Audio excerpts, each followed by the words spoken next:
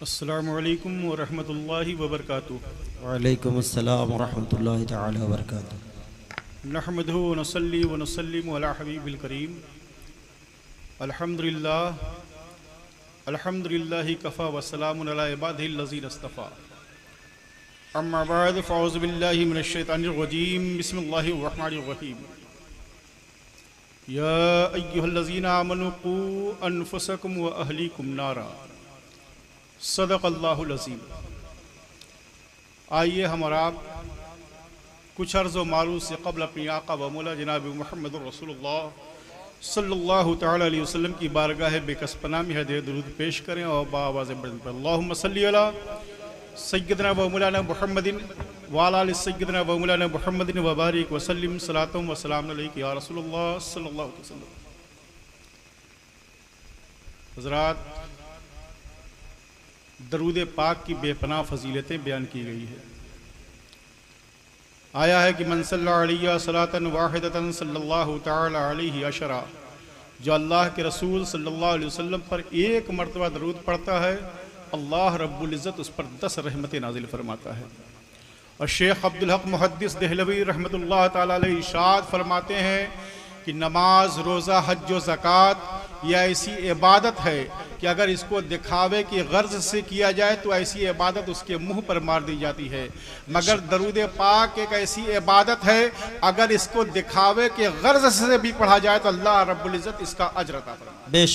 सुभान अल्लाह। दरूद पाक आप लोग पढ़ा कीजिए। दरूद पाक पढ़ना बाइस बरकत है, बाइस सवाब है। आज की ये महफिल दारुल उलूम कादरिया रिज़विया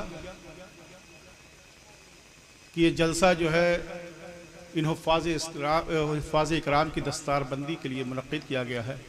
अल्लाह रब्बुल इज़्ज़त इन हुफ़्फ़ाज़ इकराम के सीनों में कुरान को महफूज फरमाए, आमीन।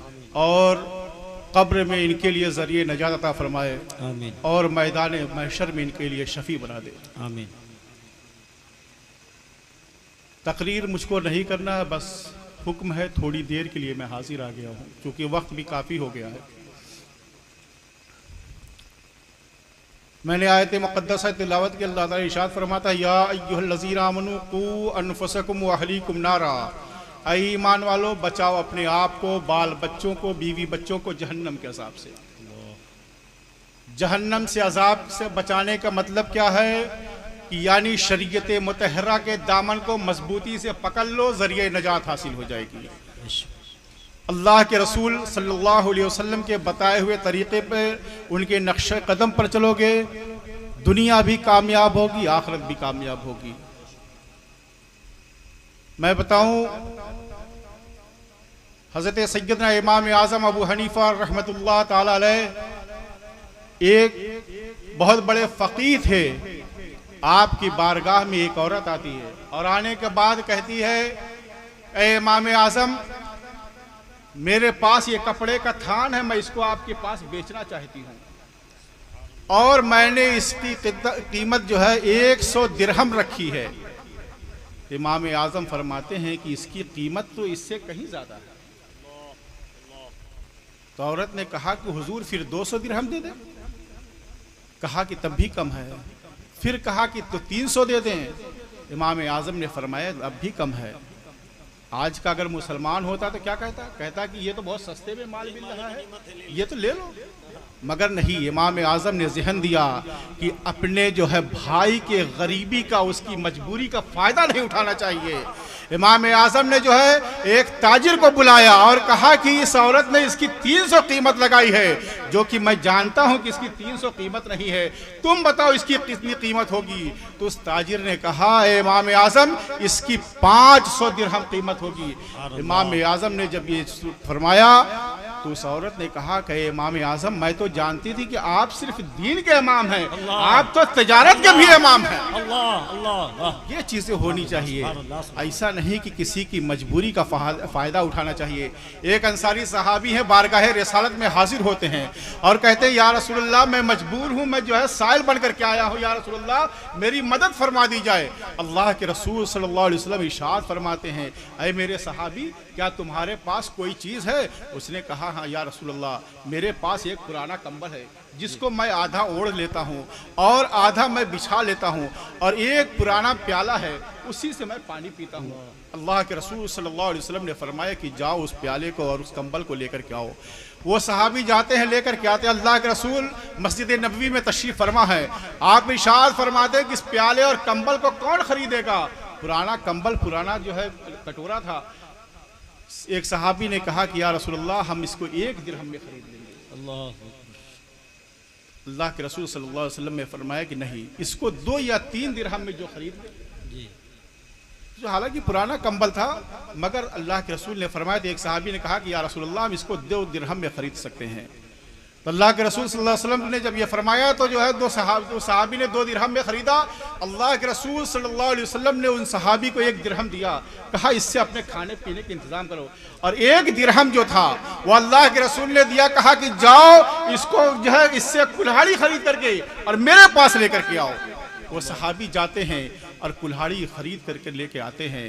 अल्लाह के रसूल सल्लल्लाहु अलैहि वसल्लम अपने हाथों से उसमें बेट लगाते हैं और इरशाद फरमाते हैं, ऐ मेरे सहाबी, तुम जंगल से 10 दिन तक मेरी बारगाह में मत आना।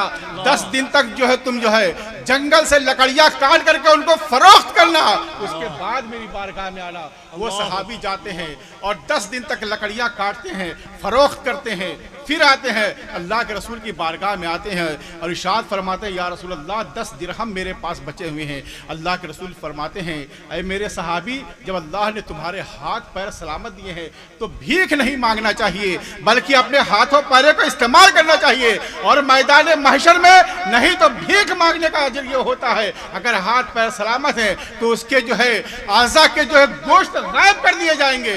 लिहाजा वो बेहतर है कि मैदान महशर में मायूसी हो, या ये बेहतर है। लिहाजा है मेरे भाई, अपने हाथों पैरों का सही इस्तेमाल कीजिए। हाथ पैर सही रहते हुए भी जो है किसी दूसरे के जो है मोहताज न बनिए। ये जो है ये चीज़ें गलत हैं। और मैं एक चीज़ बताऊं, ये हुफ़ाज़ इकराम हैं, इनकी माओ ने, इनके वालिदैन ने जो कुर्बानियाँ दी हैं कि अपने बच्चों को अपनी नज़रों से दूर भेज करके जो है इन्होंने जो है बहुत बड़ा कारनामा दिया है और अंजाम दिया। अल्लाह ताला इनको इसका अज्र अजीम अता फरमाए। और मैं बताऊं, यही नहीं, बहुत से जो है उलमा और मुहद्दिस जो हुए हैं, उनकी वालिदैन ने, उनकी बीवियों ने उनकी जो है ऐसी तालीम दिया है कि वो भी काबिल रश्क है। हज़रत अब्दुर्रहमान बिन कासिम बहुत पाए के मुहद्दिस हैं और वो इमाम मालिक के शागिर्द हैं। मुझे तकरीर नहीं करना, बस 1-2 बातें मैं बता दे रहा हूँ। इमाम अब्दुर्रहमान बिन कासिम की शादी हो जाती है, उनको पता चलता है कि मस्जिद नबवी में जो है हज़रत इमाम मालिक जो है दर्स हदीस दे रहे हैं। तो उन्होंने कहा कि मेरी ख्वाहिश है कि मैं जाकर अल्लाह के रसूल सल्लल्लाहु अलैहि वसल्लम की हदीस जो है मैं पढ़ूं और अपने सीने में उसको जो है महफूज कर लूं। मगर उनको दिल में ख्याल आता है कि मेरी तो शादी हो गई है, मेरी एक बीवी है जो मेरी किफ़ालत में है, लिहाजा उसकी जिम्मेदारी मेरी ऊपर है। मगर जाते हैं और बीवी से कहते हैं कि मेरी शरीक हयात, मैं चाहता हूँ कि हज़रत इमाम मालिक के बारे में मैंने सुना है कि वो जो है मस्जिद नबवी शरीफ में दर्स देते हैं, अगर तुम्हें इजाज़त दो तो मैं इमाम मालिक की बारगाह में जा कर के दर्स हदीस हाजिर करूँ। तो बीवी ने कहा, कितने दिन के लिए जाना चाहते हैं? कहा कि 1 साल के लिए जाना चाहता हूँ। तो बीवी ने कहा, 1 साल कोई बड़ी मुद्दत नहीं है, आप चले जाइए, जा कर के इल्म हदीस हासिल कीजिए और फिर आ जाइएगा। हज़रत अब्दुर्रहमान बिन कासिम जाते हैं और जाने के बाद 1 साल नहीं, 2 साल, 3 साल तक आपको दिमाग ही में नहीं आया कि मेरी कोई बीवी, आप भूल गए। 3 साल के बाद आपको ख्याल आता है और ख्याल आने के बाद आपने अपनी बीवी को खत लिखा, ऐ मेरी शरीक हयात, मैं तुमसे माजरत खा हूं कि मैंने तुमसे 1 साल की मोहलत ली थी। आज कोई शौहर अपनी बीवी से माफ़ी मांगेगा? आज तो कहेगा नहीं, मेरी तो तौहीन हो जाएगी। मगर नहीं, जहाँ गलती हो, ऐसा नहीं कि शौहर ही हरदम ऊंचे मकाम पर रहे, अगर गलती हो तो नादिम हो जाइए, ये तरीक़ा होना चाहिए। तो हज़रत अब्दुर्रहमान बिन कासिम ने कहा कि ख़त में लिखा कि मेरी शरीक हयात, तुमने 1 साल की मुझको मोहलत दी थी, मगर मुझको 3 साल इल्म हदीस पढ़ते हुए हुआ है और मेरा भी जो है इल्म हदीस पढ़ने का शौक़ अभी ख़त्म नहीं हुआ है, लिहाजा मैं अभी इल्म हदीस और पढ़ना चाहता हूँ। ऐ मेरी शरीक हयात, अगर तुम मेरा इंतज़ार कर सकती हो तो तुम मेरा इंतज़ार करना, अगर इंतज़ार नहीं कर सकती हो तो मैं तुमको अपनी हक़ ज़ौजियत से तुमको आज़ाद करता हूँ और तुम चाहो तो किसी दूसरे शौहर से शादी कर लेना। इतना सुनना था। जो है जब ख़त आपकी बीवी को मिलता है तो आपने जो है ख़त पढ़ने के बाद उस दूसरा ख़त लिखा है और लिखने के बाद लिखती हैं कि प्यारे शौहर अब्दुर्रहमान, तुमने ये सोच कैसे लिया कि मैं तुम्हारी हक़ ज़ौजियत से बाहर निकल कर दूसरी शादी करूं? अब्दुर्रहमान, मैंने तो पहले 1 साल के लिए मोहलत दिया था, मगर अब मैं तुमको इजाज़त देती हूँ कि जब तक तुम चाहो अल्लाह के रसूल की हदीस को पढ़ते रहो और ये मैं अपनी जिंदगी की आखिरी जब तक तुम्हारा इंतजार करती रहूंगी, जब मेरी आखिरी सांस होगी उस वक्त तक मैं तुम्हारा इंतजार करती रहूंगी। हज़रत अब्दुर्रहमान जब बिन कासिम के पास जो है जब ये ख़त पहुंचा है, पहुंचने के बाद आपने पढ़ा है, आप खुशी से झूम उठते हैं और फिर 1 साल 2 साल नहीं 3 साल तो ऐसे ही गुजर गए थे। 17 साल इमाम मालिक की खिदमत में आपने इल्म हदीस हासिल किया है। और हज़रत अब्दुर्रहमान बिन कासिम जब इल्म हदीस पढ़ने के लिए गए थे तो उनकी अहलिया की शिकम में एक बेटा था, वो पैदा हुआ, उसके बाद जवान हुआ, वो हज में जाने लगा। तो अब्दुर्रहमान बिन कासिम की बीवी ने कहा कि ऐ साहिबजादे, आप हज में जा रहे हैं, आप बार बार पूछते हैं कि आपके वालिद कहाँ हैं, कौन हैं, तो आप जब हज बैतुल्लाह से फारिग हो जाइएगा और मदीनतुर रसूल जाइएगा, रोज़े रसूल पे सलाम और दरूद के बाद इमाम मालिक के बारगाह में जाइएगा और पूछिएगा कि यहाँ पर जो अब्दुर्रहमान बिन कासिम कौन है। हज़रत जब वो जाते हैं और जाने के बाद रसूलुल्लाह सल्लल्लाहु अलैहि वसल्लम के दरबार में हाज़िरी के बाद इमाम मालिक के पास जाते हैं, सलाम व मुसाफ़ा के बाद आप फरमाते हैं कि अब्दुर्रहमान बिन कासिम आपकी बारगाह में हैं। आपने फरमाया हाँ है। कहा कि वो देखो बैठे हुए जो है इल्म हदीस पढ़ रहे हैं। जाते हैं, कान में उन्होंने कहा कि मैं आपका बेटा हूँ, आपके आने के बाद मैं पैदा हुआ हूँ। इतना सुनना था। बाप का जो है शौक़ मोहब्बत बेटे की खुशी में जाग जाता है। आप खड़े हो जाते हैं और जो है बगलगीर होते हैं और इतना रोते हैं।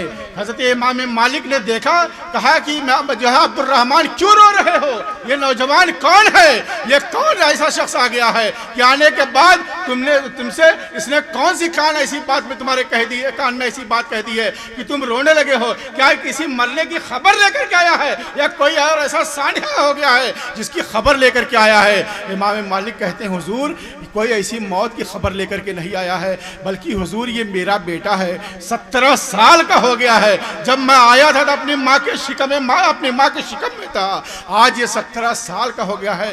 ये मेरे खुशी के आंसू है। मैं इसको देख करके मैं जो इतना खुश हो गया कि मेरी आंखों से आंसू जारी हो गए। हज़रत इमाम मालिक फरमाते हैं कि 17 साल हो गया तुम, 17 साल से तुम यहाँ पर पड़े हुए हो और तुम घर गए नहीं।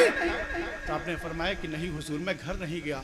अपना फरमाया कि अच्छा ऐसा है कि अब तुम्हारा इल्म हदीस मुकम्मल हो गया, तुम मुहद्दिस हो गए हो और अब तुम अपने बेटे को लेकर के घर चले जाओ। तो बताओ, ये माएँ, ये जो है बीवियां अपने शौहरों की अगर अच्छी तरबियत करें और अगर उसके लिए क्या ज़रूरी है कि आपका हुस्न सुलूक अच्छा होना चाहिए, आपके साथ उनकी जो है खलवत जलवत अच्छी होनी चाहिए। अगर ये चीज़ें आपके अंदर होंगी तो आपकी औलादें भी जो है आलिम होंगी, आपकी औलादें हाफिज़ कुरान होंगी। अगर ये चीज़ें नहीं होंगी तो जान रहे हैं अंजाम क्या होगा। आज आप देख लीजिए मुसलमानों के माशरे का हाल। आप जिस जगह जाइए, हर जगह मुसलमान के बच्चे हर बुरे काम में ज़्यादा से ज़्यादा आगे निकलते हैं। ये चीज़ें होनी चाहिए।